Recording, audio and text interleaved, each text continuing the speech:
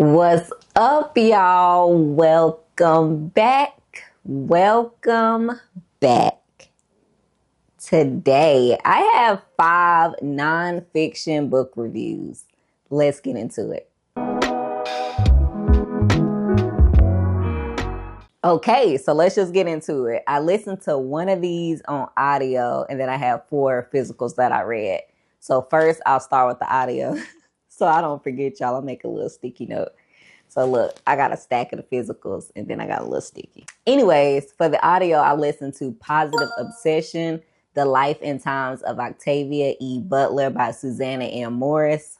And I really enjoyed it. This is a book that it does a few things. One, it really is a homage to Octavia E. Butler. It gives her flowers. It talks about her legacy, her impact, her process. It kind of puts you in her head when she was writing some of her more popular and less popular books.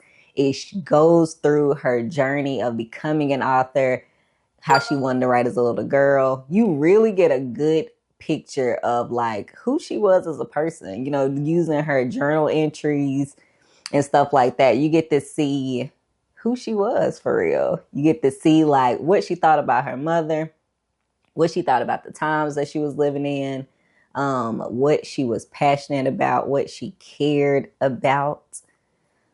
Yeah, you got to see how her novels and short stories came to be. And I have such a huge appreciation for like good research.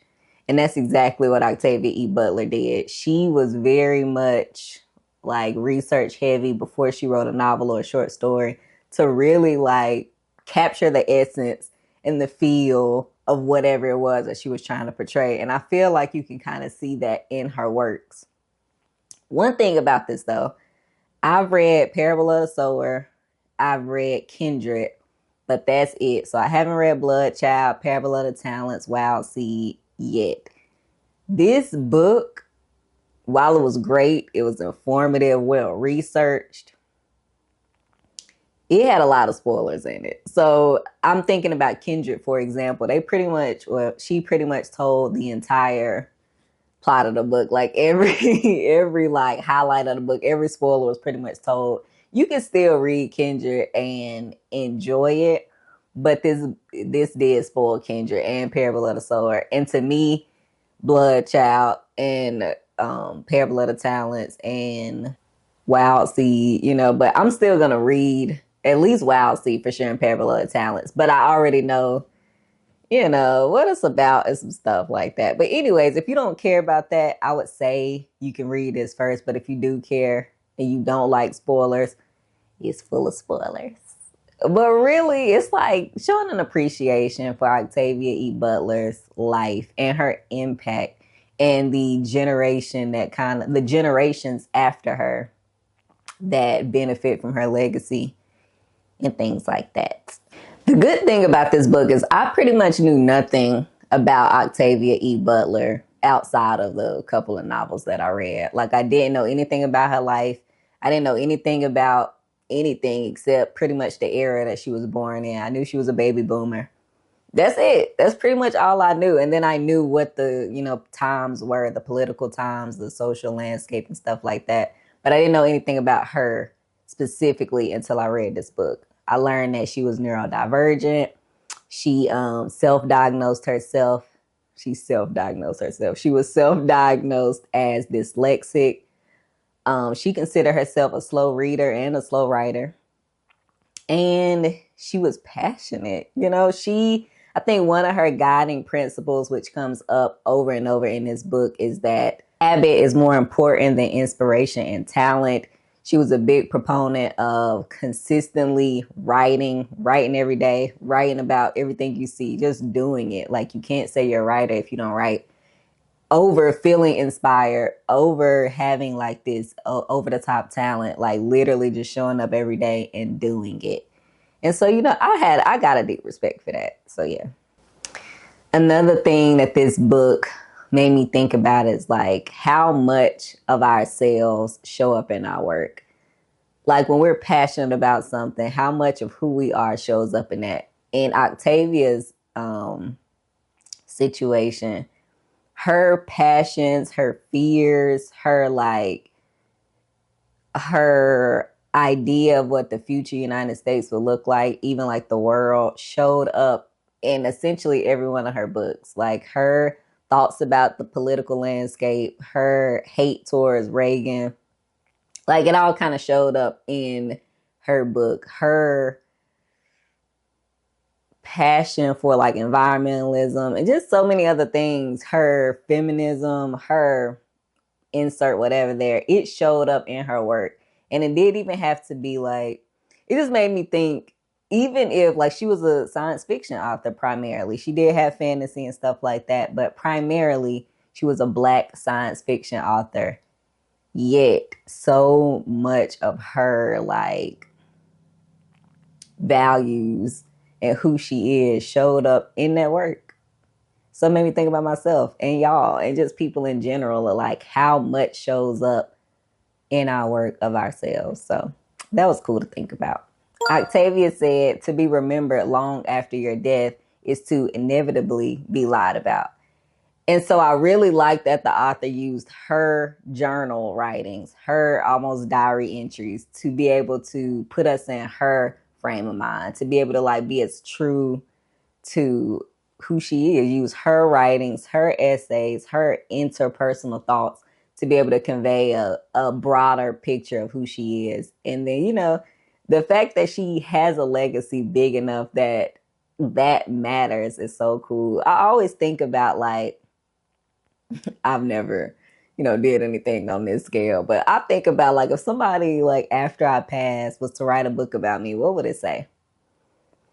I always think about that when I read stuff like this, because if you read I journal, like if you went through my journals, I feel like the narrative that would be spun, though true in that way, would almost be like one or two dimensional. Like it's only a portion of the overall thing. Like some of her writing was very self-deprecating.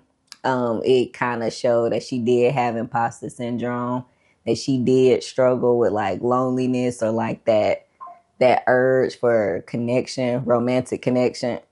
It talked about some frustrations she had. It talked about things she found beautiful. But I always think like, what's not in those pages? Because I sit here, she did journal all the time. I don't journal every single day. But I think like, while it's not a complete view of who I am, the stuff that I journal is true. So like, you know, that part is real. So I also think about like, what's not there? Like, what didn't she write about, you know?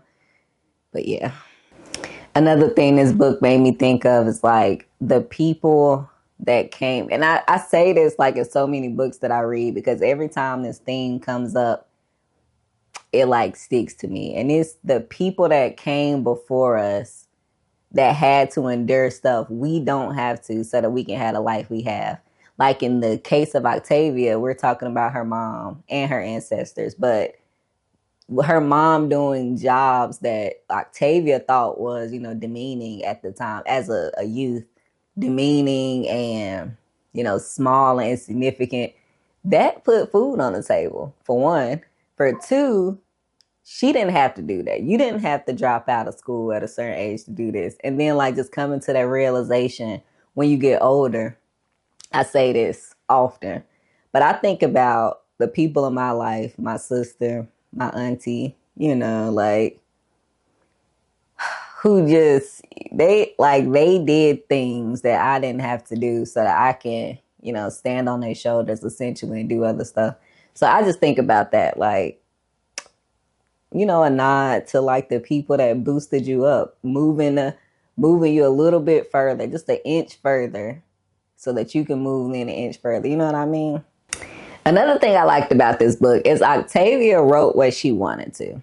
When everybody else was writing everything else, when she was getting pushed back for writing science fiction, when she was getting pushed back for the amount of politics and race and issues and taboo-ness of what she was writing, when she was like getting rejection after rejection after rejection, she had determination and resiliency to continue to write what she wanted to write. And she did. And she was successful. At the beginning, she experienced like so much financial uncertainty. I mean, novels, and she still wrote what she wanted to write. She stayed true to herself. She got the message out that she wanted to get out. She was a loner at times. But yeah, she stayed true to herself. And I just thought, that's beautiful. Despite all the noise around her, she did what she wanted to do. Okay, and to wrap this book up, one thing so this book does focus on politics, not politics as it relates to Octavia's time, the influence on her novels, and stuff like that. But it does have some political pieces to it. I'm not going to say I'm shocked because I assume, being a baby boomer, that would be in there. So yeah, that was cool to kind of see how it shaped her novels. It was cool to see what Octavia's vision was for the characters in her book, where she got the ideas to start writing the books in the first place. All of that was just so cool to see. So I enjoyed this book. I liked the way it was written. I liked how informative it was. I didn't know, like I said, essentially anything about Octavia E. Butler outside of the 2 novels that I read. So I enjoyed it. I thought it was good. So yeah, that's Positive Obsession. I had a picture up there, y'all. Let's see which one. I never know. I'm just going to go in a way. This is not the order that I read them. It's the order that they stacked up on this chair. So next, we have A Sick Life, TLC and Me, Stories from On and Off the Stage by T-Boz herself, okay? I have her other book, it's like poetry short collection book that she actually references it quite a bit in here, but that she actually made when she was in TLC early on in her career. So yeah, I'm trying to see what I got marked and why. Okay, anyways. But yeah, this was good. This was a story. T-Boz, obviously the T in TLC, is a powerhouse. Again, we're talking about resiliency. She goes into detail about her battle with a specific type of sickle cell anemia that she has. She talks about loss, specifically of left eye, but also other people, also of parts of herself, Yeah, she talks about motherhood. She was raised by a single mom, and then she's raising her 2 kids as a single mom. So she had her daughter against all odds, and then she ended up adopting her son as well. And she's, again, raising him as a single mom. In this book, you can see just how strong of a woman she is. Like, she has a very, I don't even know if I'd say domineering personality. She's very sure and confident. And I thought that was good to see and good to read about. And not even like on, I don't know, it's kind of hard to explain. She's likable though. When I read this, I said, okay. When she was younger, they did like dumb little pranks. They was jokesters and that stuff. But then as she got older, there's some wisdom embedded in here. Realizing the strength of your own determination, realizing like the strength of your small community, like really capitalizing and honoring the moment, doing like setting your heart on something, your mind on something, and going after it, even if people laugh at your dreams, even if people say this has never been done. You know what I mean? Just doing it. Something that I really, really liked about this book is the relationship that's like described between T-Boz and her mom. It's so beautiful. And I imagine that works the other way too with T-Boz and her 2 kids, just based on like how she talks about them. But it's so beautiful to see that her mama was always in her corner. She always like tried to boost her up. She never tried to belittle her. She was always there when she needed her. I mean, no questions asked. She was just, like, it's just so good to see. Like, I love to see a good, healthy relationship between a Black woman and her mama. I love it. I be living through these books. Love that. What else in this book? You got to see the making of TLC, the T, the L, and the C. How they had to find another not Chili. another C, which then became Chili when they signed a deal. So it did start off with another member. And then, Chili came like right when they signed or right before because the other girl just wasn't a good fit. You got to see the story of like friendship and life and trying to carry on and making decisions. Just so many things. You got to hear about her marriage to Mac 10, then their divorce. Yeah, it was a good book. Again, same thing as Positive Obsession. I didn't know much about T-Boz.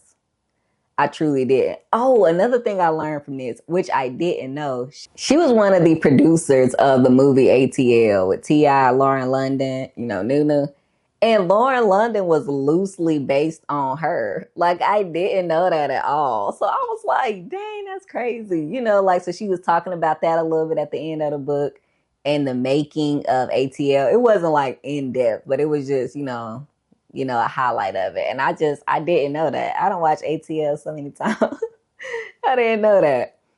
So I thought that was cool. She also talked about other stuff after the fact, ways that she was trying to like really get her story out there, how she's trying to be a role model for her kids. And I enjoyed it. I definitely enjoyed it. And then like this loyalty that she has to Left Eye and Chili, you really got to see how their bond was formed. They had ups and downs, what relationships don't. But how, it was sisters. They were sisters after it was all said and done. And yeah, it was good. This was a good book. I actually really liked this. It made me want to go back and read her other book thoughts, but I did go back and read one poem because she referenced it in here. But yeah, that's A Sick Life. Okay, next, I'm going in order. This book was the book club pick for a professional book club I'm in. We're actually about to discuss it soon, but that's Co-Intelligence, Living and Working with AI by Ethan Mollick. This is a book that, like I said, it's a book club pick for a professional book club I'm in. And so I'm interested. The professional book club, the discussion in the professional book club is so different than like other book club discussions, just because like I feel like people are coming from a different angle. One, everybody's trying to like, not everybody, but quite a bit of people are trying to assert themselves as like this brilliant mind, or like, I don't even know what's going on, but it almost has like an academic undertone or like a corporate undertone, which makes sense because that's pretty much what it is. But also like nobody ever says they don't like the book. Nobody ever says like, they're always like, these are my key takeaways. I know I just went off on a tangent, but anyways, I'm not saying that because I didn't like this book. It was pretty okay to me. I didn't dislike it. It was actually interesting at some points. This book focuses on the near-term practical implications of an AI-driven environment, world, whatever you want to say. And it has some interesting stuff in there. So the way the book is set up is the author kind of talks about, one, what it is, why generative AI itself was such a big difference from things that we've seen in the past, how we can interact with it, the downsides, the upsides. It talks about working with AI and being like having this like centaur kind of thing where you're the human up top and they like the horse on the bottom kind of thing. What AI can do, how it will change the way we live, the way we learn, the way we work, the way we collaborate. And yeah, there was some interesting things in this book. I'm not gonna lie. There was times where I was like, wow, that's actually really interesting. You got to see examples of like the prompts that he used and like what they said about it. You got to see like some things that he kind of played around with. It was almost experimental in that way.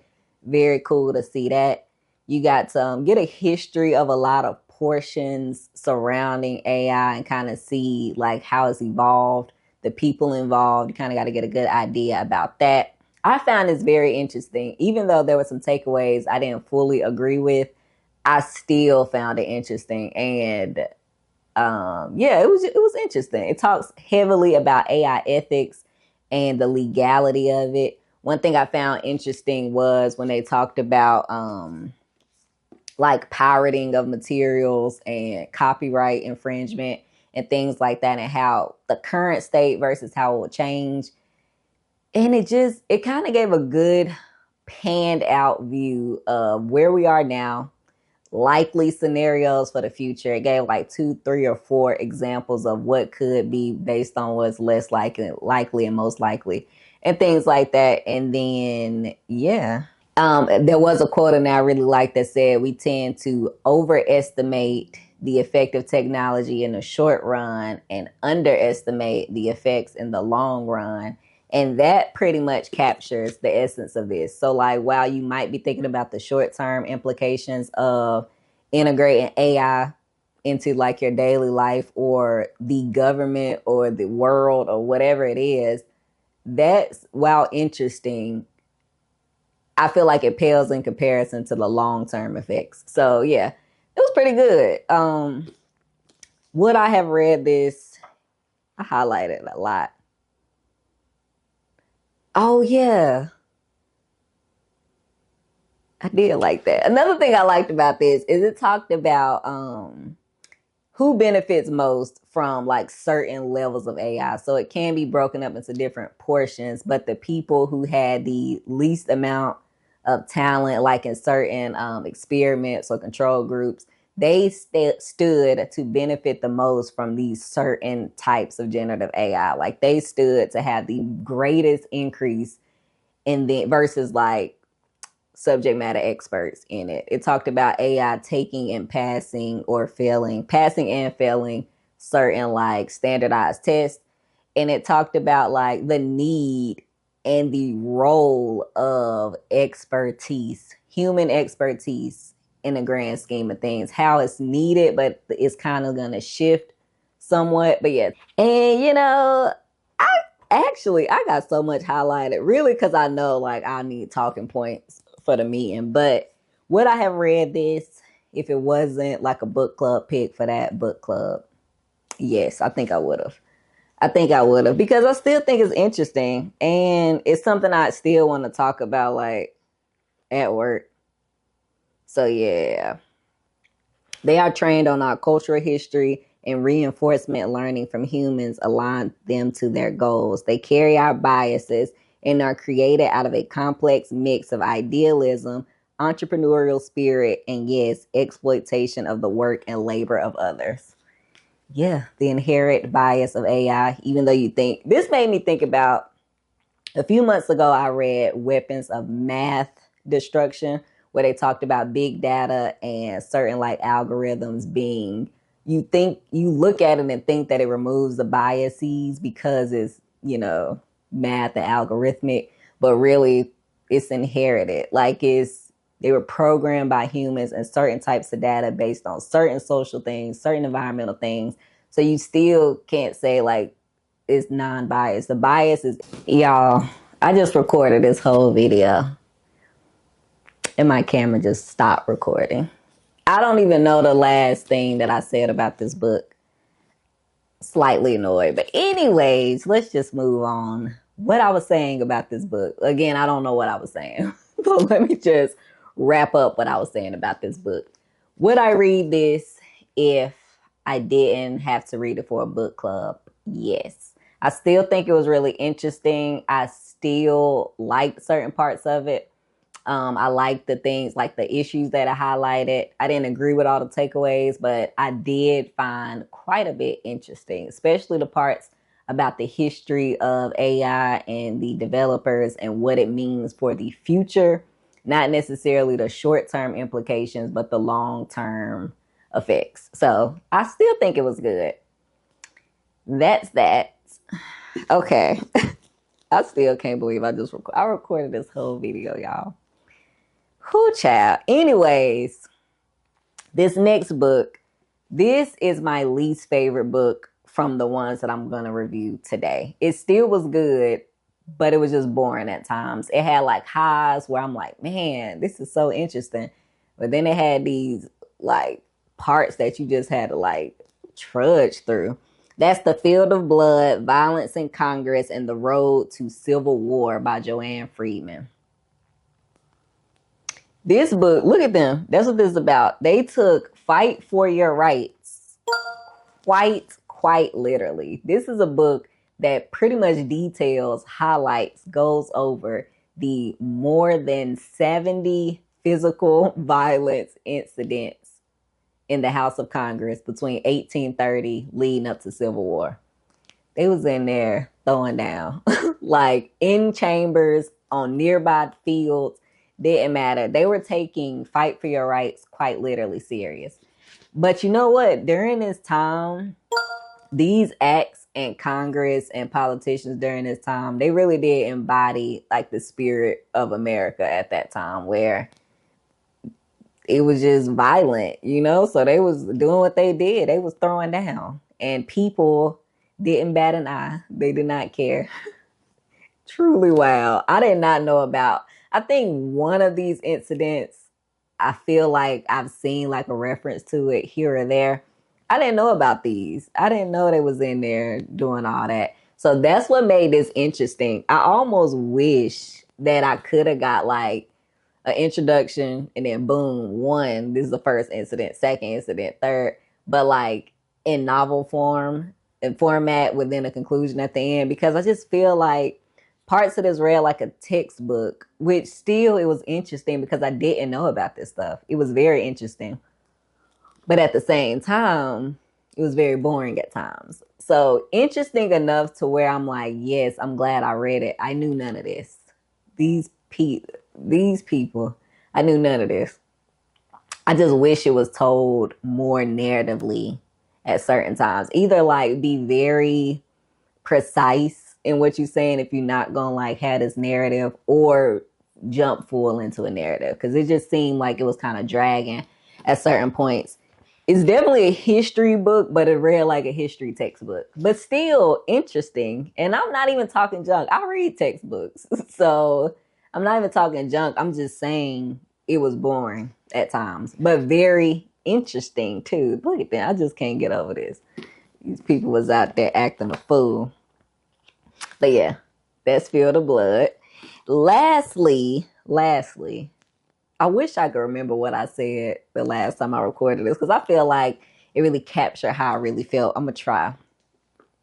That is Brother Ray Charles' own story. Okay? This is the biography of Ray Charles, autobiography almost, because he and David Ritz wrote this. But yeah, it's about his life. It's about his life. And then I highlighted this. I wanted to make sure to say. It says, I can't say I've witnessed much progress in the world. If you tie up my hands and then release one finger, I don't call that progress. Okay. This is a very sober look at the life of Ray Charles.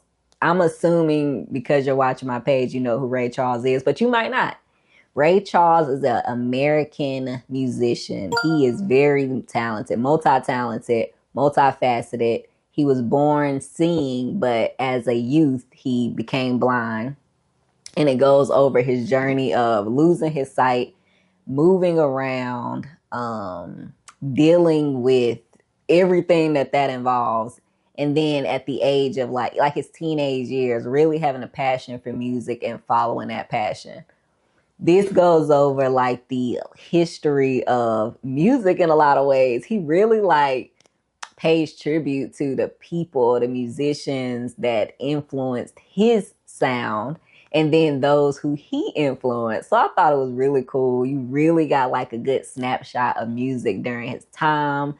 You got to see how the Raelettes were formed, his, backup singers and dancers that was with him. You got to see him form his own band and the progress that he had. One thing I really liked about this book is that this is Ray Charles' story is an example of slow and steady wins the race. Slow and steady success and like rise to stardom, and not just like this one canon event that completely flipped like his life. It wasn't like that at all. It's very much consistent growth compounded over the years. That's what this book represents and shows, which is cool to see because I don't typically see that when I'm reading like celebrity memoirs and autobiographies and biographies. It seems like there's this one event that kind of just changes everything. And he made it clear that is not how his life was. It was very much compounded over time, slow and steady, and consistency from his teenage years onward. So he talks about relationships that he had, his 2 marriages, one very, very short-lived, and then a second one that was way more significant to him, and the fact that he won't ever get married again. Talked about his children, his love for women and reverence for them, even though he was doing them wrong. In his eyes, he wasn't doing it wrong, but he was doing it wrong. He still had like this gentlemanly respect for them in some way, I guess. So he says, but he is very accountable in this book. There is not a point where he's like blaming his actions on other people. Like even down to his drug use, he made it clear that people was actually encouraging him not to start doing any drugs. And yet he was like, no, I'm doing this. His drug use and abuse and how that ended. He talks about his infidelity, where that led to. He talked about, what else did he talk about? His financial woes. He talked about his parenting. He talked about his relationship with his mom, which really set the foundation for his ability to not limit himself based on him becoming blind. I think he was like 5 or 6 when he became fully blind. And he really talked about how his mom did not allow him to be limited in any way. He did mention that there are limitations to what he can and can't do. Like, he's not going to start a fight because he can't see, where it's coming from. Even though he was starting fights, but he realized that that wasn't the thing to do. But anyways, the ways that he thought he was limited is way smaller than the ways that you would probably think he was limited. That man was all over the place. He was doing all types of stuff. He was convinced he could fly and land a plane. He was all over the place, okay? Doing everything that I was just like, wow. And just ways that he was able to get them done. Ways that he was able to kind of just adapt his life to the world around him that was a seeing world. He talked about loss. Like I said earlier, his mom. But to him, he had essentially 2 moms because he had his biological mother. And then he had another mother figure who was very much in the same space for him as moms. Like those were 2 women that he looked at as his mothers and just talked about, how they saw him, things they taught him, stuff like that. He lost his brother. It went over that, And I just thought it was a good book. Well done. Well done. I have seen the movie Ray starring Jamie Foxx, but that was like 10 years ago. And so I knew some of it. I knew that he struggled with drugs. I knew that he became blind at a young age, and I knew what happened with his brother. And obviously I knew like his musical journey, but not as much as he showed in here. So I was glad to read this. This is really good. This is actually the first book that I read out of this set.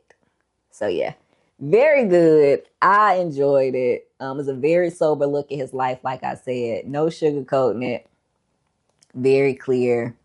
He talks about like just getting it out the mud. He chose to be a musician even when it couldn't feed him at all. So yeah, that's that. That's it, y'all. Okay, let's see. Let me put my little sticky note for positive obsession up here. Let's see if y'all can see this.